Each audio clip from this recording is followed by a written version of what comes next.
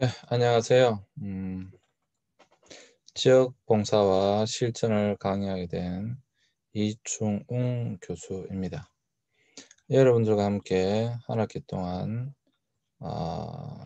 지역 봉사와 실천, 특별히 자원봉사, 봉사에 대해서 강의를 하게 될 것입니다. 교재는 여기 보시는 것처럼 뉴 패러다임 시대의 자원봉사론을 하게 될 것입니다. 뉴 패러다임 시대의 자원봉사론.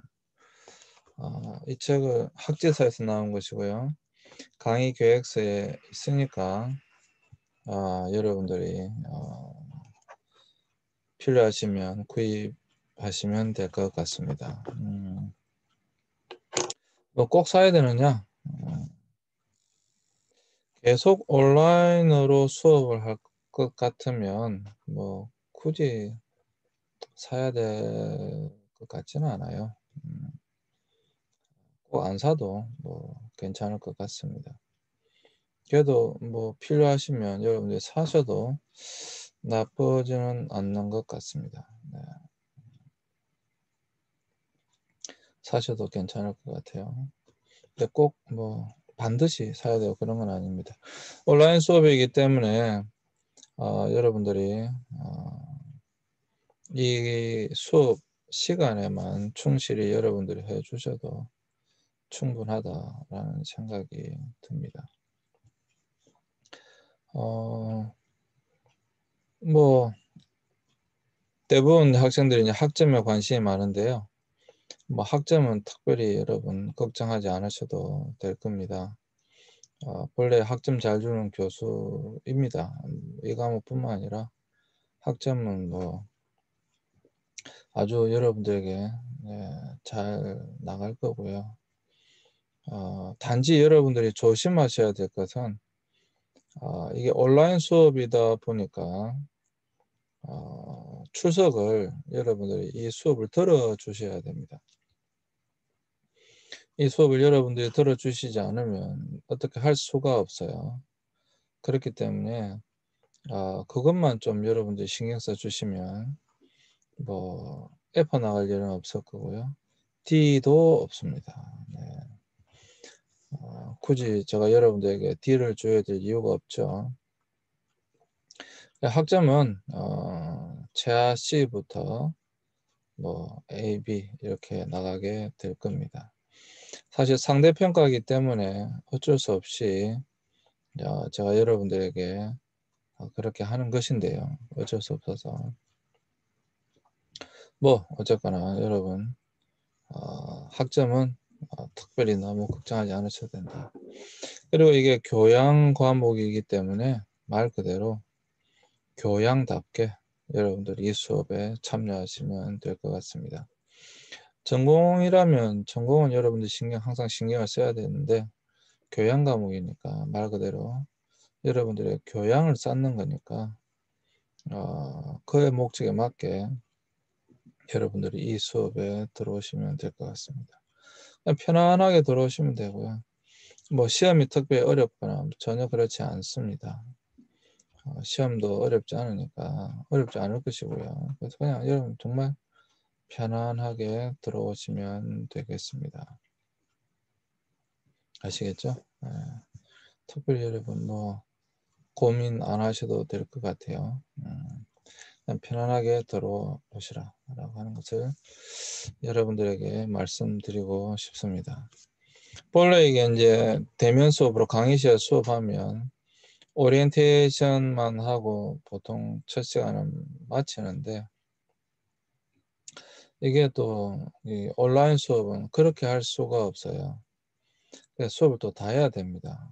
그래서 첫째 주부터 어쩔 수 없이 여러분들에게 수업을 다 할 수밖에 없습니다. 그래서 수업을 해야 되죠. 자, 그러면 수업을 하도록 하겠습니다. 자, 오늘은 제1장 뉴 패러다임 시대의 자원봉사론의 1장 자원봉사의 이해 봉사가 뭔가, 자원봉사가 뭔가, 이러한 것들에 대해서 여러분들과 함께 살펴보도록 하겠습니다. 자원봉사 활동이란 널리 확산되고 있죠. 요즘 자원봉사가. 뭐 여러분들도 아마 학교 다닐 때 자원봉사에 참여해본 그런 경험이 아마 있으리라고 생각을 합니다. 요즘은 뭐 중학교 때부터 고등학교 때는 특별히 자원봉사에 참여를 해야 되죠. 그게 봉사 점수가 있으니까. 그래서 아마 여러분들도 그런 봉사에 참여해본 경험이 분명히 있으리라고 생각을 합니다. 여기 보시면 이제 유엔에서는 세계 자원봉사의 해를 2001년도에 이렇게 2001년도에 이제 지정을 했고요. 우리나라는 자원봉사 활동 기본법을 2006년도에 이제 제정을 하게 됩니다. 유럽연합은 유럽 자원봉사의 해를 지정해서 2011년도 이렇게 지정한 것을 볼 수가 있습니다. 여기 보시면 미국은 2013년도 통계로 보면 성인 인구의 약 25.4%가 총 77억 시간의 자원봉사 활동에 참여하고 있다라고 하는 것입니다. 대단하죠. 그리고 우리나라도 자원봉사 참여율이 2011년도 통계로 21.4%. 이건 점점 더 늘어나리라고 생각을 합니다. 2014년도에는 22.5% 늘어났죠. 그래서 2005년 이후 계속 한 21 내지 22% 수준을 유지하고 있다라고 하는 것입니다. 그 점점 더 이제 자원봉사자가 늘어나고 있는 그러한 추세다. 아마 앞으로는 더 늘어나게 되겠죠. 더 늘어나게 될 것 같습니다. 2004년도 37개국의 ILO, 세계노동기구죠. ILO의 통계를 본다면 1억 4천만 명의 자원봉사자가 있다. 그리고 약 2,030만 명의 상근 직원 일자리를 만들어내겠다. 예를 들어서 NGO에 일하는 사람들, 뭐 그런 사람들이 되겠죠. 뿐만 아니라 UN 같으면 UNDP, UN 개발기구가 있고요. 또 뭐 여러 이제 단체들이 자원봉사이면서 또 실제로 그곳에 직업을 창출하는 그러한 일들이 많이 있죠. NGO 단체가 대표적이죠. 약 4천억 달러의 경제적 가치가 있다라고 하는 것입니다. 사실 모든 것들을 다 돈을 들여서 사람을 고용해서 할 수가 없는 부분들이 너무 많죠. 그러다 보면 경제적 비용이 너무 많이 들기 때문에 어쩔 수 없이 자원봉사, 스스로 봉사하는 그러한 이제 문화가 선진국으로 가면 갈수록 확대될 수밖에 없습니다. 그렇지 않으면 사회적 비용이 너무 많이 들게 돼요. 그래서 이제 사실 선진국으로 가면 갈수록 NGO도 많고 자원봉사자도 많은 것이 어떻게 보면 너무도 당연한 것이다 라고 하는 것이죠. 그 인력들을 돈을 주고 다 하기에는 너무도 비용이 많이 들기 때문에 그렇습니다. 뿐만 아니라 선진국이다라고 하는 것이 다른 것이 아니라 그런 남을 돕고자 하는 마음들, 그러한 마음들이 아무래도 더 성장하게 되어지는 것이죠. 그래서 내가 가지고 있는 것을 다른 사람들과 나눈다. 그것이 뭐 어떤 것이든 단지 돈만 나누는 게 아니죠. 내 노동력을 제공하거나 내 지식을 제공하거나 뭐 여러 가지 것들이 있을 수가 있습니다. 그래서 그러한 것들을 통해서 자원봉사를 한다라고 하는 것이죠. 자, 자원봉사의 사전적 개념이 되겠습니다. 자원봉사의 사전적 개념. 일단 자원봉사형은 자원, 스스로 원한다, 봉사, 섬긴다. 라고 하는 것이죠. 그래서 자원봉사 가장 기본적으로 자원봉사란 자기 스스로 타인이나 이웃, 사회 또는 국가를 위하여 유익한 일을 행하는 것을 자원봉사라고 합니다. 이게 이제 우리나라 국어대사전에 있는 것이고요. 웹스터 영어사전에 보면 volunteer, volunteerism, voluntarism 이렇게 표현하고 있는데 여기서 중요한 것은 자신의 의지로 보수를 받지 않고 일이나 활동, 특별하게 지역사회 봉사와 같은 활동에 참여하는 것을 이야기한다. 이게 이제 우리가 지금 수반 지역사회 봉사론이잖아요. 그러니까 보수를 받지 않고 어떤 지역사회 봉사에 참여하는 것을 이야기한다라고 하는 것이죠. 바크는 자원봉사자를 개인이 자유의사로 재정적인 보상 없이 봉사를 제공하는 사람이라고 이야기를 하고 있습니다. 그리고 자원봉사주의, 발룬티어리즘은 정보기관의 원조, 바크의 휴먼 서비스를 제공하기 위해 무보수로 일하는 개인과 집단을 동원하고 그리고 이들을 이용하는 것을 자원봉사주의라고 합니다. 그래서 여기 보시면 이제 발룬티어, 발룬티어리즘, 발룬타리즘, 자원봉사, 자원봉사주의 이러한 것들에 대하여 여러분들과 살펴보았습니다. 이게 이제 사전적 개념이죠. 근데 뭐 사전적 개념인데 뭐 우리가 널리 이것을 받아들일 수가 있는 것이죠. 그래서 여기 보시면 대부분 공통적으로 나오는 그런 개념 혹은 용어가 있죠. 그것이 무엇인가 하면 일단은 자유의사, 자기가 스스로 그것을 하는 것이다 라고 하는 것이고요. 그리고 이웃이나 사회, 국가를 위하여 일을 하는 것이다 라고 하는 것이고요. 또 여기서 굉장히 중요한 것이 뭐냐면 재정적인 보상 없이 어떤 보수를 받지 않고 하는 것이다 라고 하는 것입니다. 그래서 자원봉사라고 할 때 가장 중요한 것이 내가 어떤 금전적인 유익이 없이 돈을 받지 않고 하는 것, 그것을 자원봉사라고 한다 라고 하는 것이죠. 그런 것을 자원봉사라고 합니다. 그래서 우리가 방금도 말씀드린 것처럼 만약에 모든 것을 다 돈을 주고 그것을 해야 된다고 한다면 비용이 너무 많이 들기 때문에 자원봉사자를 모집해서 그 사람들에게 금전적으로 돈을 주지 않고 그 사람들의 어떤 노동력, 어떤 것들을 우리가 사용하는 것을 자원봉사라고 하는데, 이제 우리나라 같은 경우에는 학교에서 강제적으로 해야 되니까 그 자원봉사 점수를 둬가지고 그 점수를 채워야지만이 뭐 학점이든 졸업이든 무엇이 된다라고 해놓으니까 유익이 있다고 해놓으니까 이 자원봉사의 어떤 개념과는 조금 이렇게 달라져 있는 그러한 것을 볼 수가 있습니다. 사실 자원봉사는 말 그대로 자발적으로 해야 되는 거거든요. 자원봉사라고 하는 것은 말 그대로 스스로 원해서 타인에 의한 것이 아니라 자기가 스스로 그것을 해야 되는 것인데 약간 그것이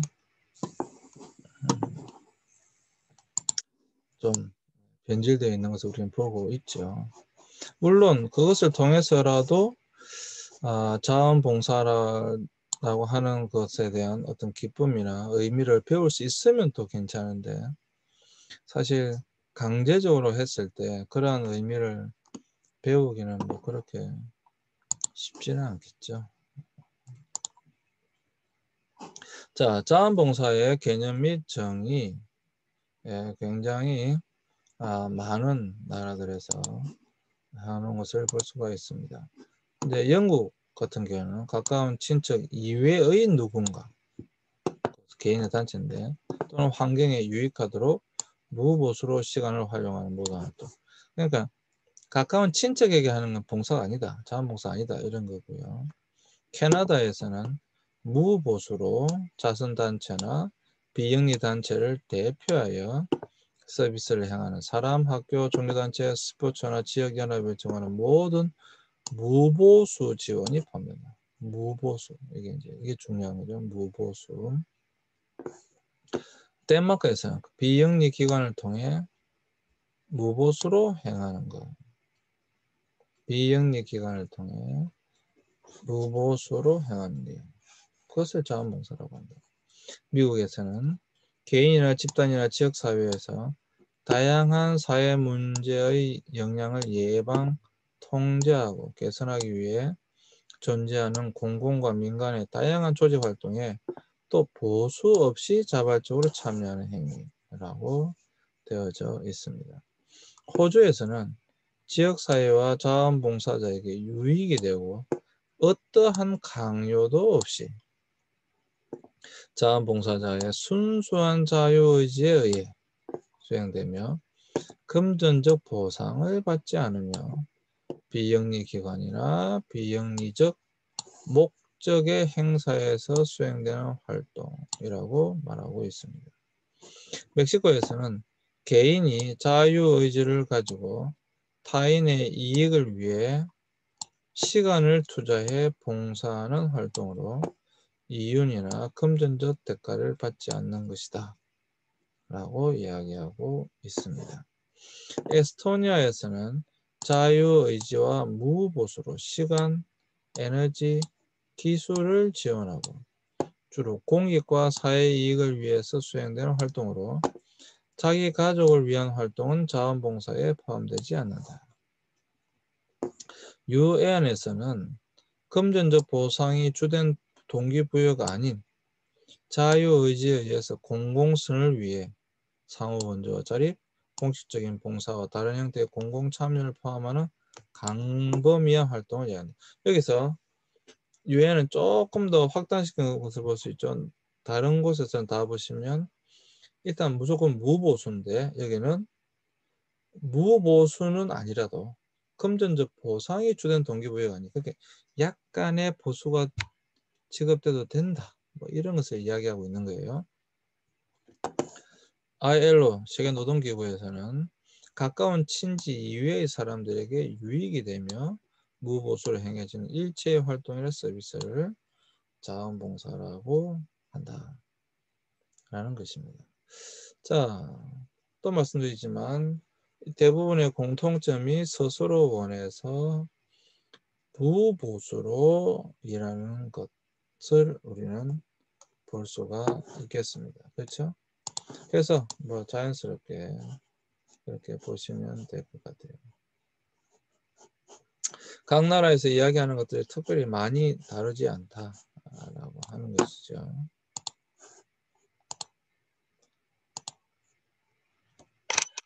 자, 또 자원봉사와 비슷하지만 구별되는 개념도 있습니다. 그것이 무엇인가 하면 자원봉사와 또 조금 다른 개념이 뭐가 있는가? 첫 번째는 사회봉사인데 집합적으로 기획되고 수행되는 봉사활동. 이건 사회봉사일 때는 분명히 어떤 것을 기획되고 수행되어야 된다라고 하는 거예요. 그래서 사회봉사 명령을 낼 때 유죄가 인정된 범죄자에게 일정 시간을 무보수로 사회에 유익한 근로를 하도록 명하는 제도가 있다. 사회봉사 명령을 내리죠.